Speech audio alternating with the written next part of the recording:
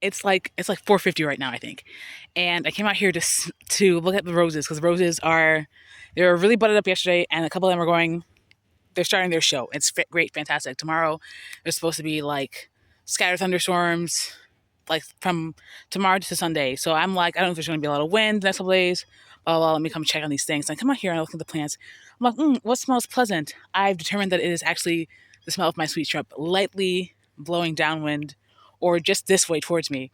It's very light at this point, but it smells really fantastic. I'm out here and I'm recording that anyway. I guess I'll do a little update on what's going on. So the two sago palms dead. We know this. The oh, that sounds like a storm on the way. The Dusty Miller 1, 2, and 3 that are remaining, but they are. It smells really great actually. They are. It smells like almost like a light citrus with honey.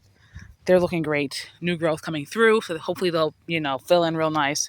The yarrow little seedlings, that one is doing really well. The 4 Shasta daisies are looking really nice as well. The daylily, I'm not sure why it's yellowing. I've been there. There's grass underneath, and every time I see it, I take it out. So it's looking better than not. I'm not sure why it's yellowing at this point, but okay.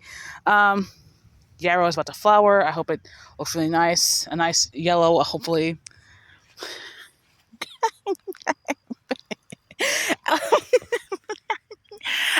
This was the goal. This is the goal. The goal was with the circle, everything was just gonna gently cascade over. And I mean to plant more things, especially on that side. But this is the goal. Look at how thick that stem is. The pruning, first of all, I feel like it's raining right now. The pruning was great and fantastic. Oh my gosh, there's so many more buds. There's so many more buds. Okay, and this is just one. This is one of the drift roses. The other one here is, I think it's about the same size or bigger. I'd probably say bigger than it was last year. Oh my God. Look at these blooms. Wow. And so this essentially is another pink area. I really thought in my mind I had so much variety of color, but it's pretty much pink, reds, and purples everywhere. I have an unconscious bias, and that's okay. The loropetalum looking great. I was like, I want a strimmer over here, but I can't find the strimmer. Blah blah blah. That's okay. It's whatever. Apparently, I really like pink and purples and reds in the garden, and that's okay.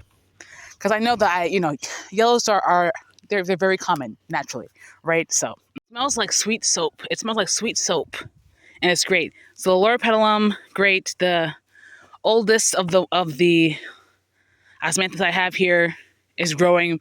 Maybe it'll put on a lot of growth this year, but I hear that these grow super super slow, generally speaking. So, but also this looks like it put up a bunch of new growth. So maybe not as slow as I thought it was. I would. So that's great, right? And the white dianthus, white dianthus aren't girly.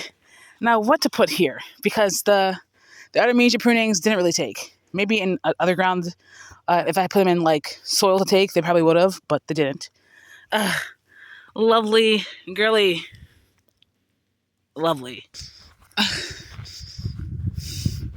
I'm not gonna say the culprit, but the girl who's responsible. First of all, these oaks. I don't know if this is a new oak underneath. I think maybe that's a new oak underneath, but it's just filling out, and I love that for me because I really thought we were just gonna have an understory that was gonna be completely see through. But things are always growing. Is a short term. They're looking. Oh my God. Oh my God. I feel like I'm smelling this, but I'm not. Oh, yeah. Yeah. Oh, okay, fly. Okay, all right. Anyway, this is smelling great. It's leafing out real nice. Hopefully, I know we have some rains theoretically coming next couple days. So, and like I said, they have a bunch of new growth. I need this to settle in some more. Maybe it needs compost or something, whatever the heck. But it's smelling great. Next up are the lilies. Here go the Showy Pink Princess. So I'm thinking these are not the Showy Pink Princess, and I guess we'll see in the next couple of days. But they're finally like coming up from laying off the ground, which is great. I want this to be just one giant block, which would be great. Anyway, there go the lilies and the hydrangea. Okay, everyone's waiting for water, and so I have the 3 roses over here. Just some type of weeds. I can't. Not without some special gloves. Anyway, These were here, and these are, is what they look like. But these over here are flowering as well, and they look lovely as well. Fantastic. Fantastic. So 2 and then 3. Fantastic. I think that's all that's flowering in this side garden over here. Ooh. The lilac is putting on lovely green growth. The opuntia as well, I suppose. I don't see any buds. This hydrangea also looking fantastic. The attempted propagation of the abelia, probably not so much, but okay. Ideally I wanted to mow and do a bunch of stuff today, but I think today hit like 83. Maybe it's like a base temperature, let alone the field temperature. These are yellowing, but again, we're supposed to get rain and whatnot. Here goes the wisteria, the blue moon, Kentucky wisteria. Apparently I saw someone today was talking about the native ones, and apparently the native ones don't get super big, but I feel like maybe this variety gets bigger than usual. That's okay. I just want to I don't want it to be like the ones that are just by the road, the wayside, where it's like overwhelming. A nice gentle things, so we don't lose the arbor, but it's like flowering on the arbor. Look at all these oaks. Here's the other wisteria. Now I don't know how, because let me see if I can. I should have been keeping a better eye on this, but I wanted to go back. I need to get something to help it go that way. I need to tie like a little rope to it, like a little twine. And then, hold on. All right, I took one of the things I used to hold the wisteria, and I use it to wrap this around. I'm going to tie this again, and I'm going to also just loop this around this way, and hopefully we all get the idea, right? All right, so do whatever you want over here. Learn that you're going up this way. Have to keep an eye on her. Gladiolus is coming up. I don't think I've seen any gladiolus that are flowering yet, and that's okay. I'm going to assume that the other propagation of the beautyberry is alive. So I don't know why it's only putting up leaves in the middle over here, but that's okay.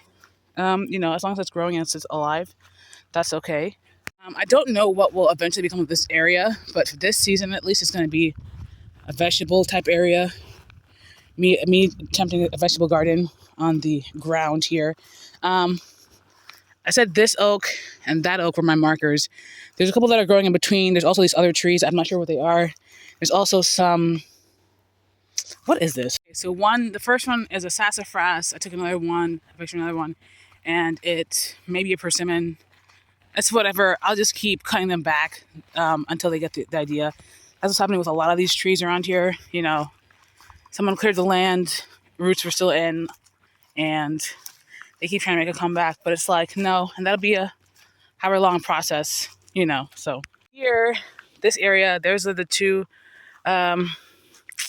molly grass. Here's the crepe myrtle that's making the comeback. Here's the distilleum that got planted. Here is the earth perfuma angel rose. Oh, she's beautiful. I don't smell anything. Well, maybe it's vanilla. Maybe I don't know if it's a leftover from the other thing.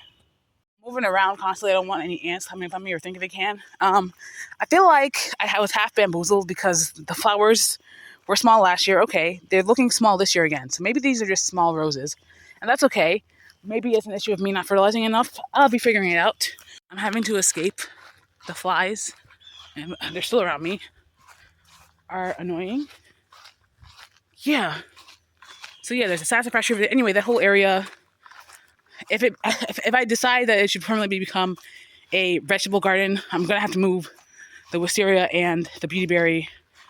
Theoretically, the gladiolus as well. If I move the gladiolus, they're moving to this. Maybe because I was by the sweet shrub, now they're hovering around me.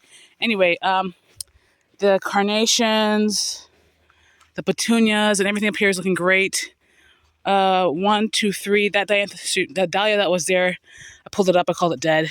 So essentially, it's 3 dahlias, 2 purples, and 1 pink. The pink one came up first this year and looks really fantastic. I want to get more dianthus and more petunias, but specifically dianthus because I think the dianthus do better in the heat, and they perennialize, right? So I took out the 2 rosemary cuttings and I brought them out here. I felt like it was getting too hot in the doghouse greenhouse, dog shed greenhouse, whatever you want to call it. Here's my Starry, oh, it's on my face. Starry Night Hardy Hibiscus. Love that for me. Love that for me. Really, when you think about it, there's not too much in here. There's a bunch of gladiolus. There's my Montauk Daisy, the star of the show. I have to remember to leave her ample room because I know that she can get big, and she's already grown a lot since coming back. So leave her ample space. I put the one of the elephant ear I have in here. I don't know if I put compost on it, if that'll help it grow now. But the three peonies, my sister's peony is already flowered and has like super lush. Well, I think it's an Ito peony she has. Anyway, that was super great. It was in the ground though, and she put from last year. So I think it was pretty big when we got it. Also, the clematis. I wonder if it's gonna have another flush or if I'm gonna need to cut it again. I'm thinking about burying this, including the gate and like a thing, so it's not not the gate, the trellis, whatever, so the whole thing doesn't move too much. But I probably need to build it from scratch. Zinnias, there's zinnias everywhere and about, but I'm waiting until some of them get bigger. There's also marigolds everywhere and about. I'm waiting for a lot of them to get bigger before I start moving things around. The sweet peas, a bunch of these wheat grasses, but again, the big weeding, replanting things, those days are a bit ways away. Right now, the things I could do are, if I get more annuals, plant them up real nice, right? My mother scattered a bunch of pumpkin seeds, and I think that half she separated them up, but there's still some clumps here that she wants to separate. Oh my gosh, all these flies. But the mum border is looking fantastic, actually. Super great. And as we get rainier days and they get more established, it's going to look super fantastic, I know. Oh, she cut it back. Okay. And I don't know if she did this on purpose or if it just flew off, but the top of that is gone. Okay. But she cut it back. That makes sense. Okay. Hosta, daylily, hosta.